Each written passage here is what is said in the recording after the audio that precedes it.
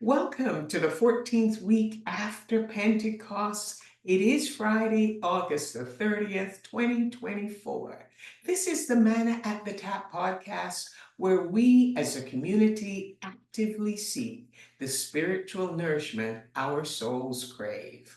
I'm Gloria, your fellow traveler on this spiritual journey, and together we offer and receive insights and interpretations from the daily lectionary readings, which provide the manna designed to nurture our spiritual growth. The book of James is something of a conundrum. It is the first book in the New Testament written to Jewish Christians who looked to James, the brother of Jesus, as their leader.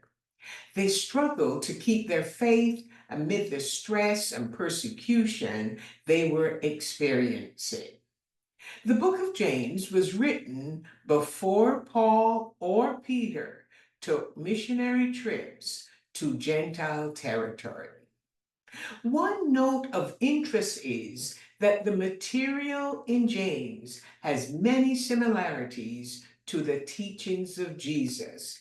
Yet, Jesus' name is only mentioned twice in James, chapter 1, verse 1, and 2, verse 1. James seems to have a simplified understanding of the meaning of faith, which is different from how the Apostle Paul explained it. Chapter 1 of James lays out the structure of the book as it moves from topic to topic. All the major themes in the other chapters are first introduced in chapter 1 and then more fully developed in the other chapters. At the very beginning, James sends greetings to the 12 tribes in the diaspora, many of them undergoing persecution, and he encouraged them to endure for the sake of the reward that awaited them. He wanted them to know that God was not the one causing their suffering, because God only gives good gifts.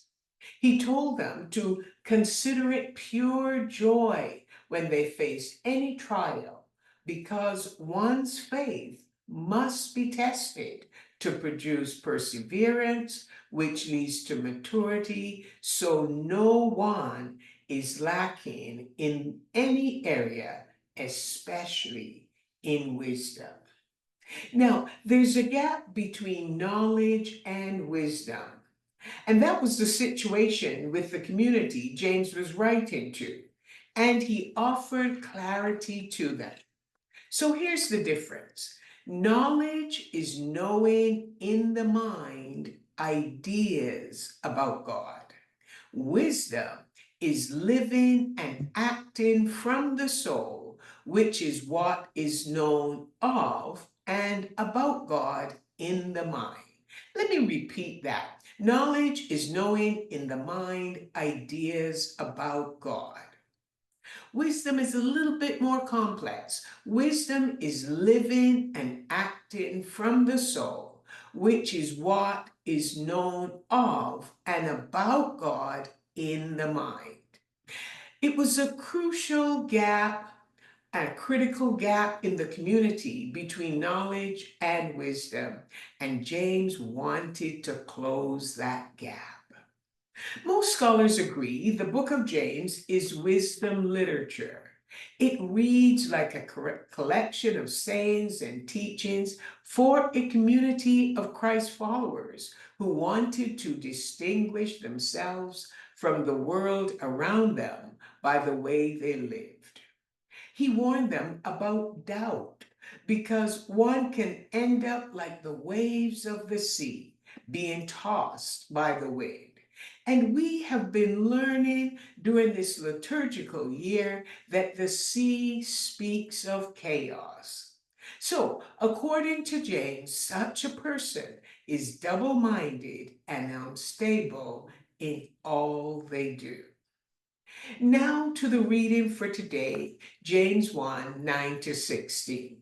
He will offer guidelines we can all follow and receive strength from God to enable us to do them. He covered the topic of riches. He says riches are transient. There is a distinction between those who are lowly and those who are rich. The lowly should boast in their exaltation, and the rich should boast in their humiliation. And the reason James gave the rich this is because riches are transient and they will pass away right in front of you as you pursue them. The nature of worldly riches is that they are temporary. He then expanded on what he had said earlier that we are to count it all joy when we face trials. When we have persevered under trials and have withstood the test and remain faithful, there is a special gift of blessedness from God to anyone who can say no to temptation and can say yes to God.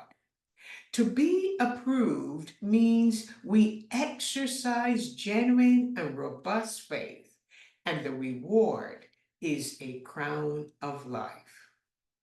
And it also demonstrates our love for Jesus because we have resisted temptation.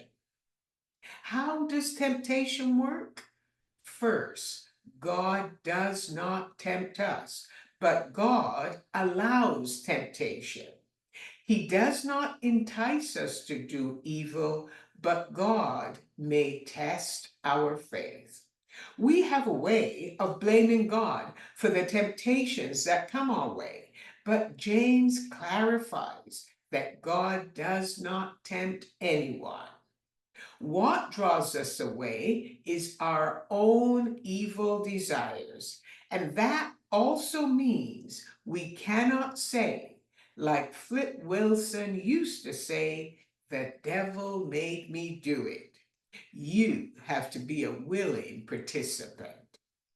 God is not responsible for our sin, which springs forth from our sinful desires.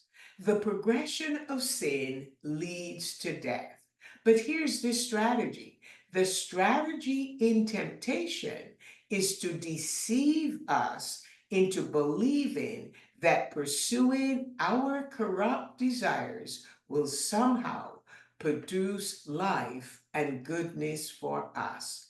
This is a lie.